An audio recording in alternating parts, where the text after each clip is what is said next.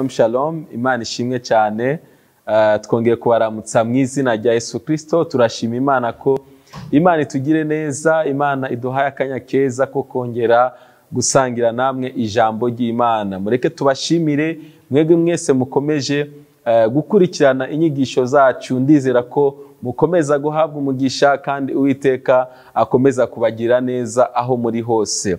Imana ibaha umugisha kandi Imana ibagire neza. Turabasaba kugira ngo mukomeze gusangiza abandi ijambo ry'Imana tuba twabagejejeho kugira ngo nabo bahabwe umugisha. Imana ibagire neza. Muri iyi minsi rero tugiye gutangira inyigisho ivuga ku gusenga, inyigisho ivuga ku masengesho. Ndizera ko nayo izobafasha cyane kandi izotuma abantu benshi mumenya uburyo bwiza bwo gusenga, kandi ndizera ko Uwiteka azobaha umugisha kandi akabagirira neza.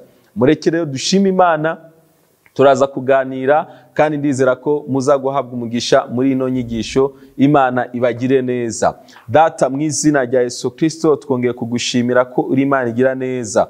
Turagushimiye kubw'uyu mwanya uduhaye mwami wo kumva ijambo ryawe. Ndasengera mwene data wese ariko arankurikira muri uyu mwanya, ubashe kumuganiriza binyuze mu ijambo ryawe. Utugirire neza kandi uvugane n'imitima yacu mu izina rya Yesu Kristo. Amen. Hallelujah. Ndashima Imana ko Imana ishize ku mutima kubaganiriza kubijyanye no gusenga. Abantu benshi dukunda gusenga. Ujya wumva abantu benshi umubaje ngo ugiye he, akakubwira ngo ngiye gusenga, mvuye gusenga, ngiye ndasenga, nkunda Imana.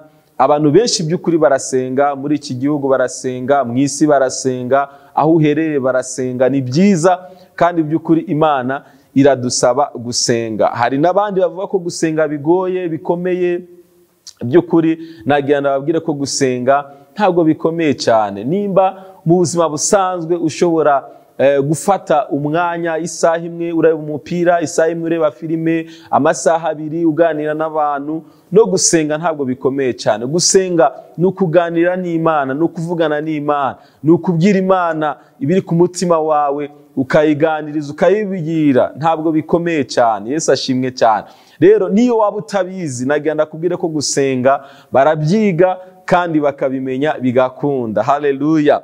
Abigishwa umunsi umwe usomye mu gitabo cya Luka igice cya 11 umurongo wa mbere, Bibiliya atubwira ngo nuko ari ahantu hamwe asenga, arangije umwe mu bigishwa be aramubwira ati, databuja, twigishe gusenga nk'uko Yohana yigishije abigishwa be. Abigishwa umunsi umwe baricaye bareba Yesu kuntu ari gusenga, bareba Yesu kuntu ari mu busabane bwiza. Haleluya n'Imana.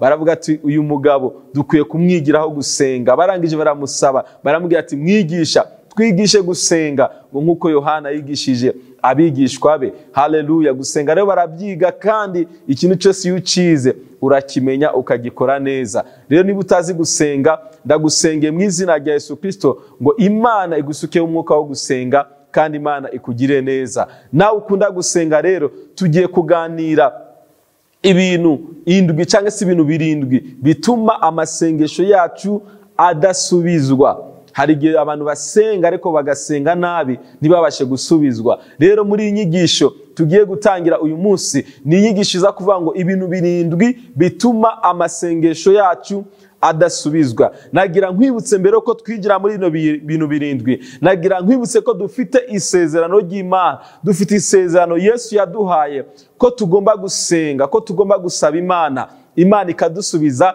igasubiza gusenga kwacu. Iyo usomye mu gitabo cya Matayo igice cya 7 cyangwa se igice cy'indwi kuva ku murongo wa 7 kugeza ku murongo w'8, Bibiliya avuga ngo musabe muzahabwa, mushake muzabona, mukomange ku rugi muzakingurirwa. Umurongo w'8 ngo kuko umuntu wese asaba ahabwa, ushatse abona, n'ukomanga agakingurirwa. Haleluya.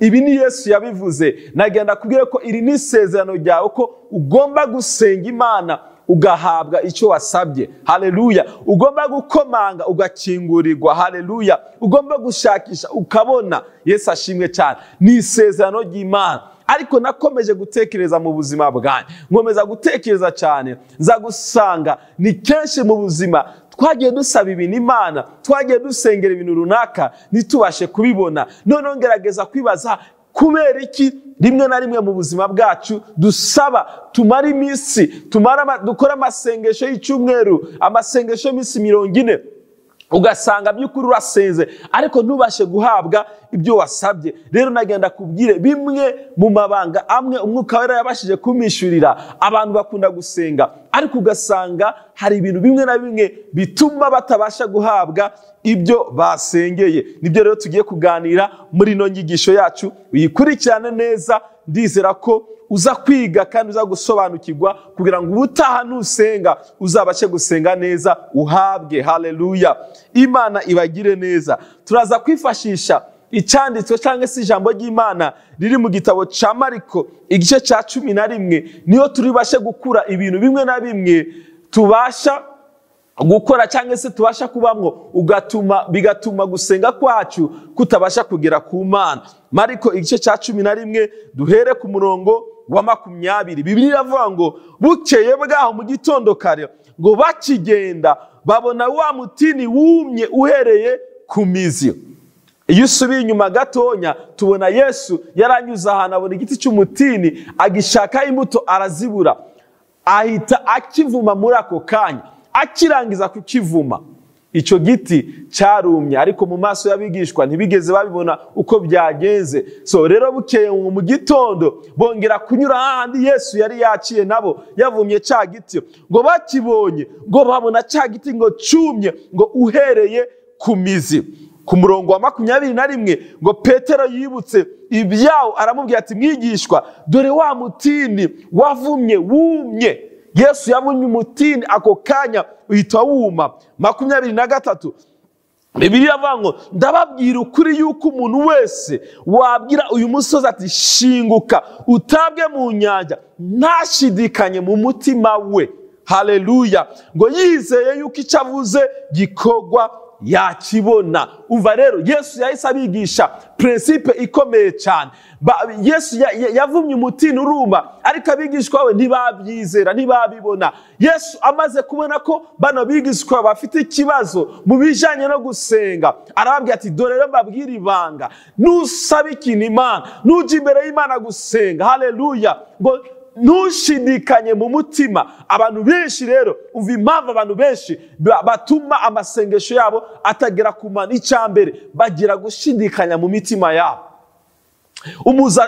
Umunazi imbere y'Imana akaza gusenga, akaza gusaba Imana ikintu runaka ariko afite umutima wo gushidikanya cyangwa se wo gukekeranya muri wakibaze si ibi bintu ndi gusaba Imana birashoboka. Niyo mpamvu Yesu yababwiye ngo uwushidikanya ngo natashidikanya mu mutima we, haleluya, azabona icyo yasengeye. Haleluya, reka nkubwire nshuti yanjye wowe ukunda gusenga, uzamuka imisozi ujya gushaka Imana winginga Imana, reka nkubwire vana gushidikanya mu buzima bwawe. Niba wasenze, niba wasabye Imana ikintu, haleluya, ntushidikanye muri wewe, uzabona icyo wasengeye. Ndagusengera mu izina rya Yesu Kristo, uhereye uyu munsi umwuka wo gushidikanya ukuvemo mu izina rya Yesu. Yesu rero arababwira ngo umuntu wese ngo nabwira umusozi ngo shinguka ngo ntashidikanye, haleluya, ngo bizakunda. Ikindi cya kabiri Yesu yababwiye, arababwira ngo umuntu wese ngo navuga ngo shinguka utabwe mu nyanja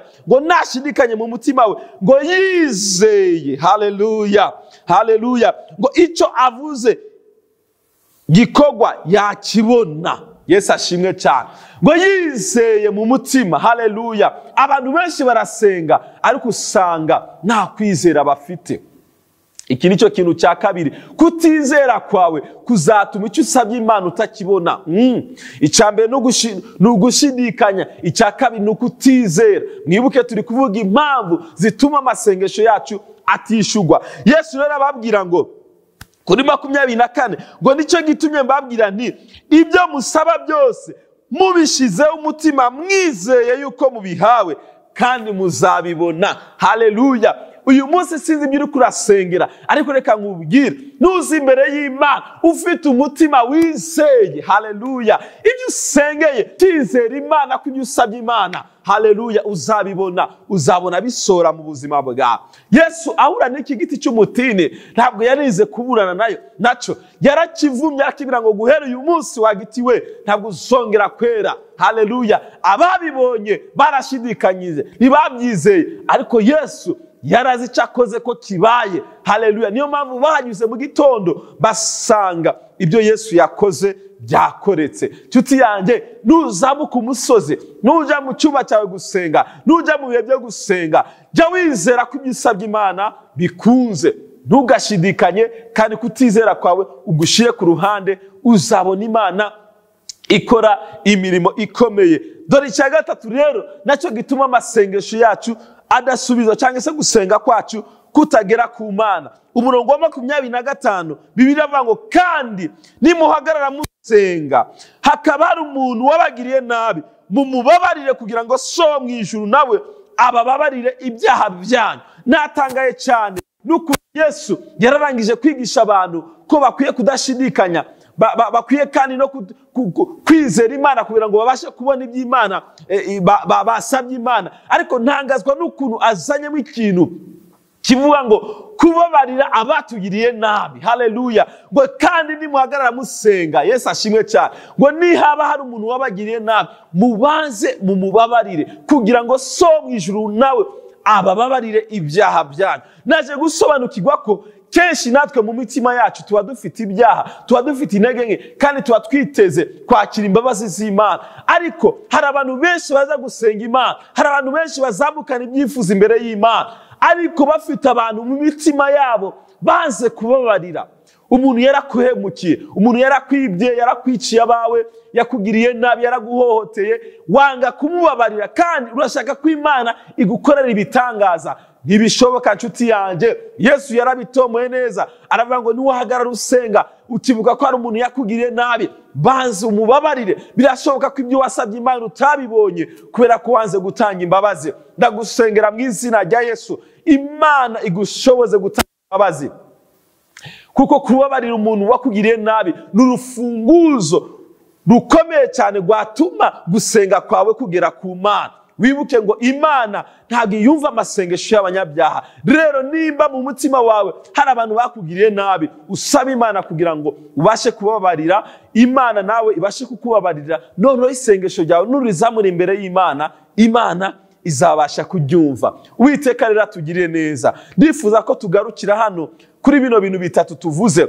wenda ibindi tuzabiganira ubutaha, ariko ndashaka muri kano kanya usengane nanje, haleluya. Birashoboka ko ufite ibyifuzo, umaze igihe kinini usengera, usaba Imana ngo igukorere ibitangaza, ariko ugomba kwirukana umwuka mubi wo gushidikanya, ugomba kwirukana umwuka wo kutizera, nanone ugatanga imbabazi ku bantu bose baguhemukiye mu izina rya Yesu, kugira ngo nawe gusenga kwawe kubashe kugera ku Mana. Imana ibagire neza, kandi Imana ibakomeze mukomeza kuryoherwa n'ijambo ry'Imana, kandi ndizera ko Uwiteka aza kubashoboza. Reka ngusengere mu izina rya Yesu. Data, ndagushimiye kubw'ijambo ryawe, ndagushimiye kubwa mwene data yumvise rino jambo, ndamusengeye mu izina rya Yesu. Nibyo afite ibyifuzo byinshi, afite byinshi akeneye kumukorera, ariko gushidikanya kwe kwatuma atabasha kubona umugisha. Ndirukana umwuka wo gushidikanya mu buzima bwe mu izina rya Yesu. Ndamusengeye Mwami Imana, kutizera kwe gushire kumuvemo mu izina rya Yesu.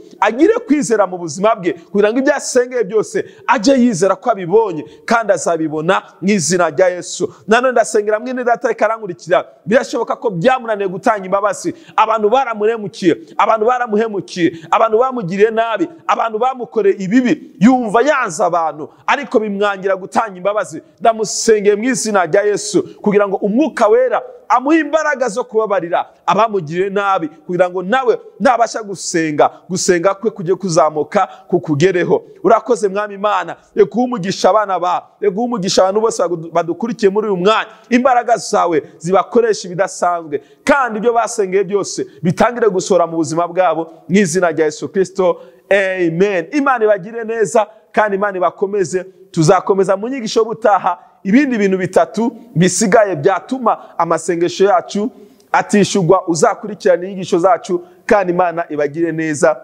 Shalom shalom.